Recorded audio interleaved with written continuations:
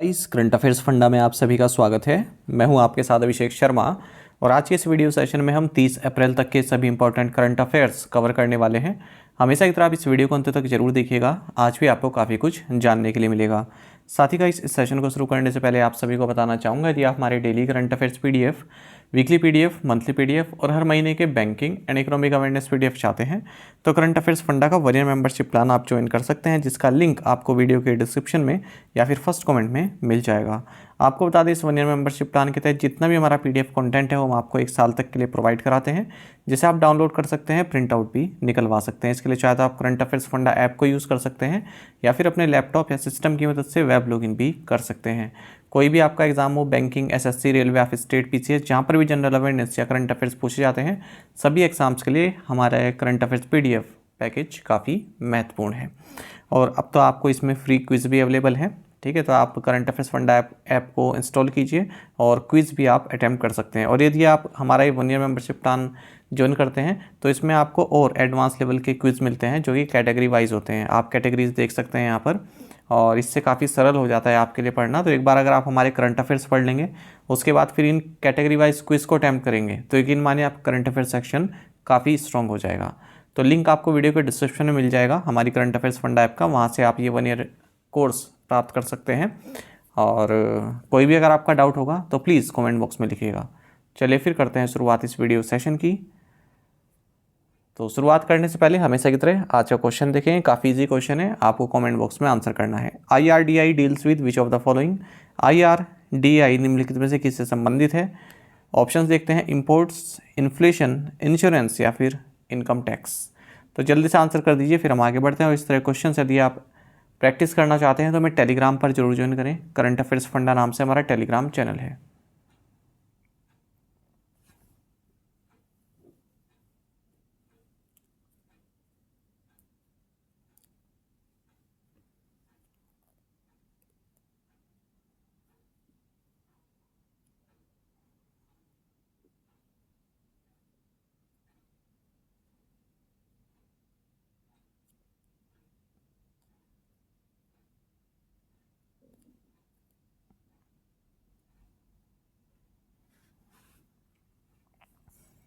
Van is the international jazz day celebrated annually? अंतर्राष्ट्रीय jazz दिवस प्रतिवर्ष कब मनाया जाता है? ऑप्शंस आपके सामने हैं। सही आंसर ऑप्शन डी है, अप्रैल 30। आपको जानना चाहिए इंटरनेशनल जैज डे ये हर साल 30 अप्रैल को मनाया जाता है, और मोरक्को में एक टंजियर नाम की सिटी है, उसको डेडिकेटेड है ये डे।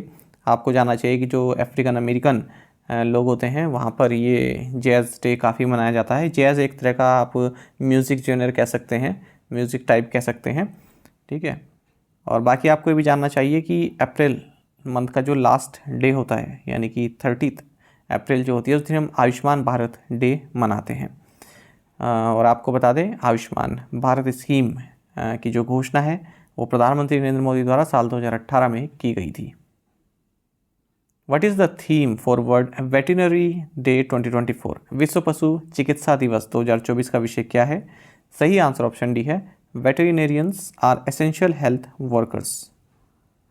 देखिए, वर्ल्ड वेटरनरी डे ये हर साल अप्रैल का जो लास्ट सैटरडे है उस दिन मनाया जाता है। तो इस बार ये 27 अप्रैल को मनाया गया। पहली बार ये डे 29 अप्रैल साल 2000 को मनाया गया था। ठीक है, और 2024 में इसका थीम रहेगा veterinarians are essential health workers. What are the names of the recently launched 3 variants of the SBI card miles credit card? SBI card miles credit card के हाल ही में लॉन्च किए गए 3 वेरिएंट के नाम क्या हैं? सही आंसर ऑप्शन डी है, SBI card miles elite, SBI card miles prime और SBI कार्ड माइल्स। देखिए, SBI कार्ड जो कि इंडिया का largest pure play credit card issuer है, इसने 3 वेरिएंट्स लॉन्च किए हैं अपने first travel focused core credit card SBI card miles के। अलग अलग उसमें ट्रैवल बेनिफिट्स देते हैं। तो ये 3 वेरिएंट्स हैं, SBI card miles elite, SBI card miles prime और तीसरा SBI कार्ड माइल्स। तो जो भी कार्ड होल्डर्स हैं वो अप टू 6 ट्रैवल क्रेडिट्स प्राप्त कर सकते हैं 200 रुपये के ट्रैवल स्पेंड पर। SBI कार्ड के MD एंड CEO अभिजीत चक्रवर्ती हैं। SBI कार्ड का हेडक्वार्टर्स गुड़गांव हरियाणा में है। विच of the following has launch India's first upgradable ATM, निम्न में से किसने भारत का पहला अपग्रेडेबल ATM लॉन्च किया है? ऑप्शंस आपके सामने हैं, सही आंसर ऑप्शन डी है, हिताची पेमेंट्स सर्विसेज। देखिए जो हिताची पेमेंट सर्विस है ये एक इंडिया की leading payments and commerce solution provider है, आप सभी जानते हैं। इसने भारत का फर्स्ट अपग्रेडेबल ATM लॉन्च किया है। तो जो अपग्रेडेबल ATM है इसको आप कैश रिसाइकलिंग मशीन में भी कन्वर्ट कर सकते हैं, ट्रांसफॉर्म कर सकते हैं किसी भी समय। तो ज़्यादातर बैंक जो है अब आप सभी जानते हैं अपने ब्रांचेस पर डिपॉजिट सर्विस प्रोवाइड कराते हैं और जो ATMs वगैरह होते हैं वहाँ से आप अपना विड्रॉ कर सकते हैं। तो अब ये जो कैश रिसाइकलिंग मशीन है इसके तहत जो ATM है उनको ही जो है कैश रिसाइकलिंग मशीन में आप अपग्रेड कर सकते हैं जब भी आपको ज़रूरत हो। ठीक है, तो डिपॉजिट भी कर सकते हैं और निकाल भी सकते हैं सेम मशीन से। Which of the following has received SEBI approval to launch India's first Nifty non cyclical consumer index fund, निम्नलिखित में से किसे भारत का पहला Nifty non cyclical consumer index fund launch करने के लिए सेबी की मंजूरी मिली? सही आंसर ऑप्शन ए है, ग्रो। देखिए ग्रो म्यूचुअल फंड को सेबी की अप्रूवल मिल गई है Nifty non cyclical consumer index fund launch करने के लिए। तो इंडिया का first non cyclic index fund है और लॉन्च किया जा रहा है ग्रो म्यूचुअल फंड का जो ग्रो AMC बिजनेस है इसके द्वारा। Non cyclical consumer index fund का मतलब क्या हुआ? देखिए निफ्टी लिखा है ना, तो निफ्टी में जितनी भी कंपनीज़ हैं, ठीक है, तो उसमें नॉन साइक्लिक फंड वो जैसे मान लो ऐसी इस तरह के सेक्टर्स या इस तरह की कंपनियाँ जहाँ पर इकोनॉमी कभी डाउन हो गई अप हो गई तो उसका ज़्यादा प्रभाव नहीं पड़ता है। ठीक है, ज़्यादा ऊंच नीच उसमें नहीं रहती है शेयर्स में। तो जैसे हेल्थ केयर सेक्टर है, ठीक है, उसमें ज़्यादा आप उठापटक नहीं देखते हैं और बेसिक कंज्यूमर गुड्स हो गए, ठीक है। तो इस तरह के सेक्टर्स में जो है लगभग एक लेवल बना रहता है। ठीक है, तो इस तरह के सेक्टर को बोलते हैं नॉन साइक्लिक।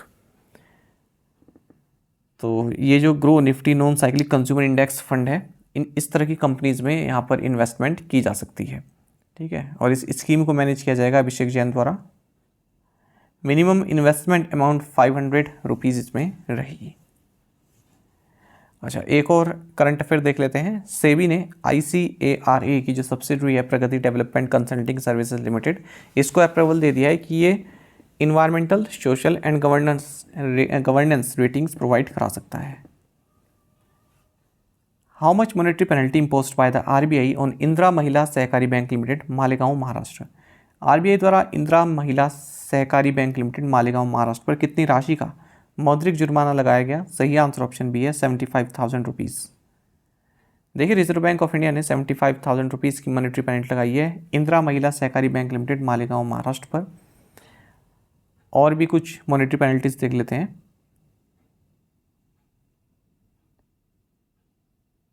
जैसे 50,000 रुपये की लगाई है Chitradurga district cooperative central bank limited Chitradurga Karnataka पर। 50,000 रुपये की मॉनेटरी पेनल्टी लगाई है समर्थ सहकारी बैंक लिमिटेड सोलापुर महाराष्ट्र पर। 1,00,000 रुपये की मॉनेटरी पेनल्टी लगाई है the Vysya cooperative Adarsh bank limited new Delhi पर। और आपको ये भी जानना चाहिए कि section 45(1)(a)(6) of reserve bank of India act 1934 के तहत रिजर्व बैंक ऑफ इंडिया ने जो S money India limited Delhi है, ठीक है, इसका सर्टिफिकेट ऑफ रजिस्ट्रेशन कैंसिल कर दिया है।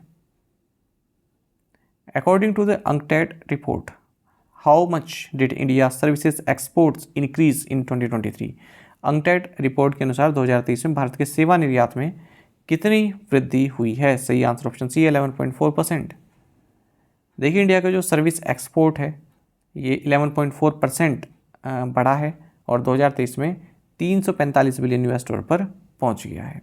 ऐसा कहा United Nations conference on trade and development UNCTAD की रिपोर्ट ने। जिन सेक्टर्स ने इसमें कंट्रीब्यूशन किया है जिसके तहत हमारा जो सर्विस एक्सपोर्ट को ग्रोथ देखने के लिए मिली वे हैं travel, transport, medical and hospitality.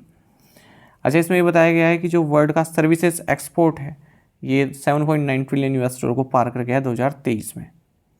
और जो हमारा सर्विसेज इंपोर्ट है, अब तक तो हमने एक्सपोर्ट की बात करी, जो हमारा इंपोर्ट है सर्विसेज का उसमें डिप देखने के लिए मिला है 0.4% से और ये कितना पहुंचा है 248 बिलियन US डॉलर। अंकटैड की बात करते हैं, हेडक्वार्टर्स जेनेवा स्विट्जरलैंड में है, मेंबर नेशंस 195 हैं और 1964 में इसकी स्थापना हुई थी। Recently, the Indian Historical Records Commission has adopted a new logo and motto. Who heads the IHRC? हाल ही में भारतीय ऐतिहासिक रिकॉर्ड आयोग IHRC ने एक नया लोगो और आदर्श वाक्य अपनाया है।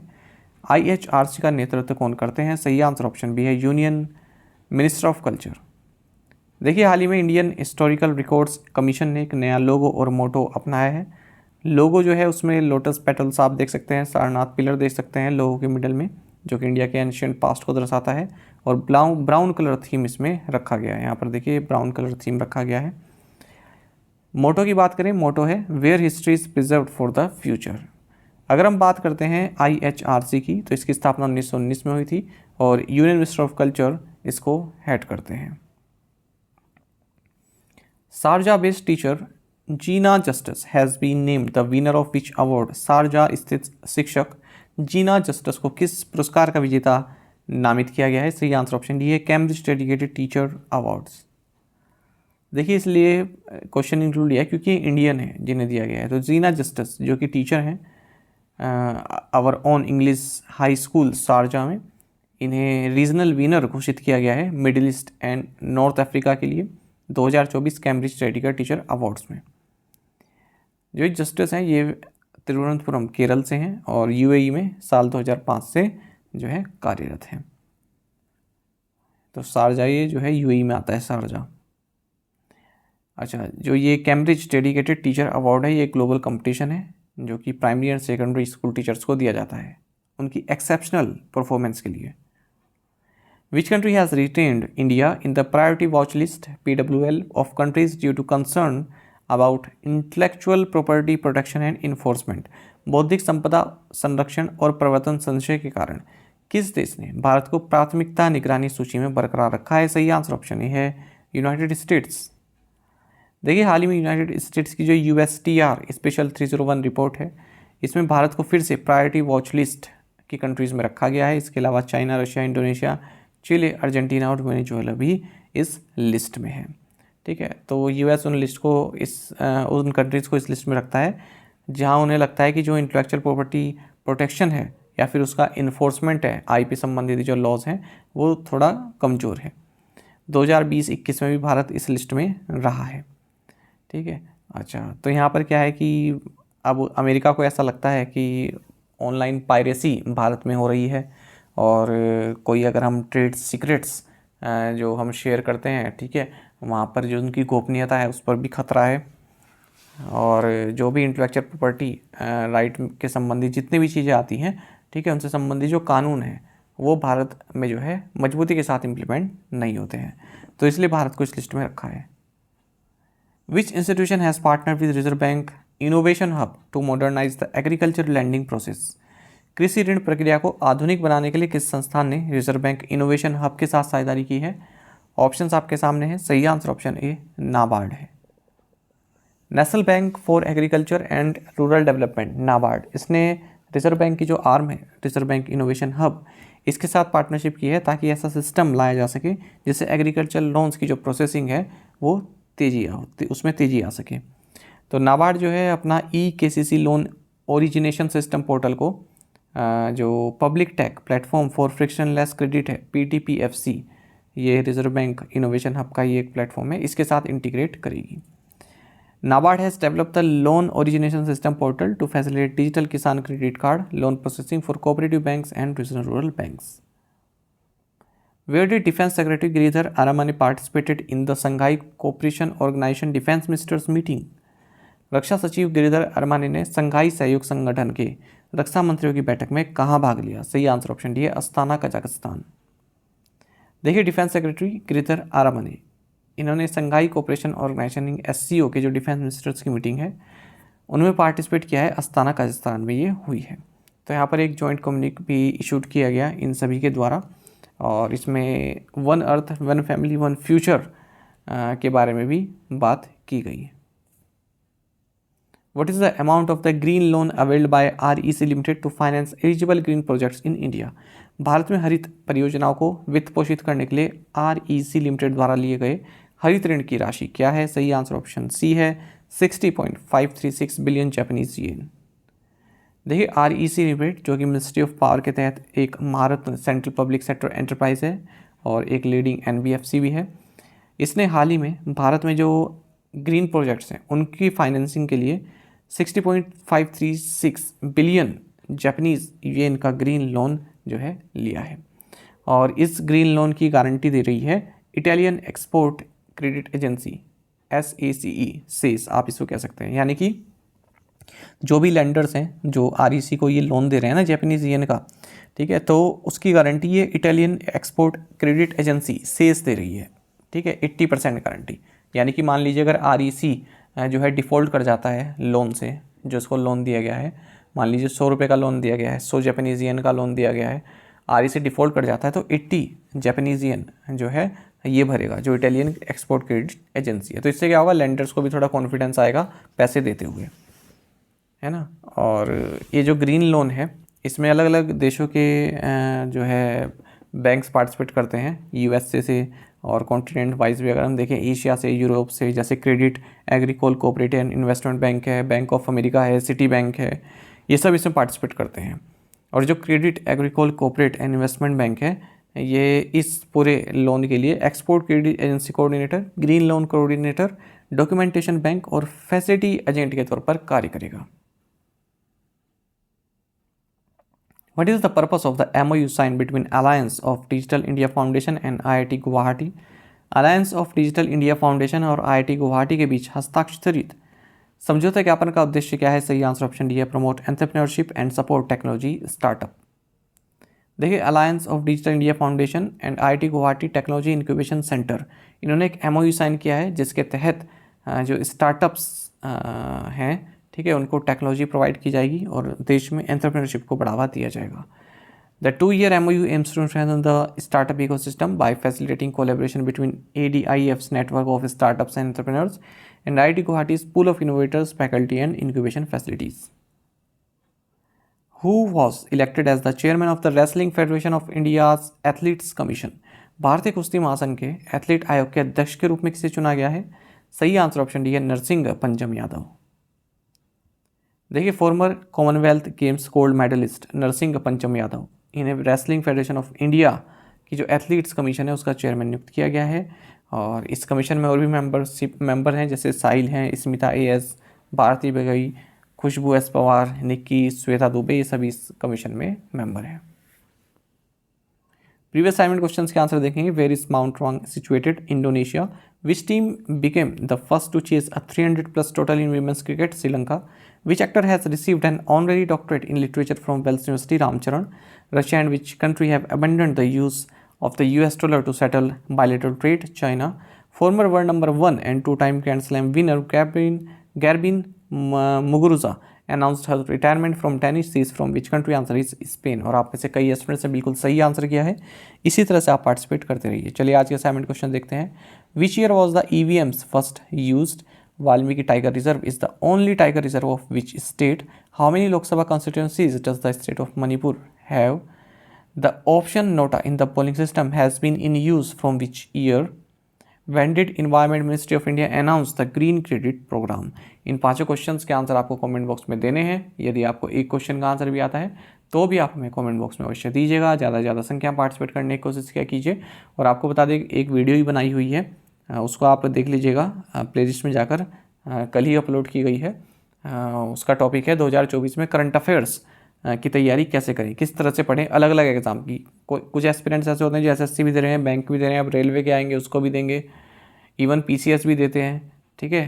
तो इस तरह के एस्पिरेंट्स किस तरह से करंट अफेयर्स करें, या फिर कोई 2 एग्ज़ाम दे रहे हैं, बैंक SSC का दे रहे हैं, वो कैसे करंट अफेयर्स कवर करें, तो ये सब मैंने उस वीडियो में बताया है। एक बोनस टिप्स भी आपको दी है मैंने उसमें, बोनस टिप, और वो काफ़ी महत्वपूर्ण है वीडियो के अंत में, उसे ज़रूर देखिएगा, काफ़ी आपको फ़ायदा मिलेगा। साथ ही करंट अफेयर्स फंडा को आप टेलीग्राम पर भी ज्वाइन कर सकते हैं। यहाँ पर रेगुलर वीडियो अपडेट्स और करंट क्वेश्चन हम आप सभी के लिए डालते रहते हैं। साथ ही डिस्कशन ग्रुप में आप किसी भी क्वेश्चन का सोल्यूशन पा सकते हैं। दोस्तों हमारे करंट अफेयर्स की प्लेलिस्ट दी गई, इसको आप जरूर देखें, अपने दोस्तों के साथ, फेलो एस्पिरेंट्स के साथ हमारे करंट अफेयर्स को शेयर जरूर करें। आज का ये सेशन आपको कैसा लगा आप कमेंट बॉक्स में अवश्य बताइएगा। Thank you guys.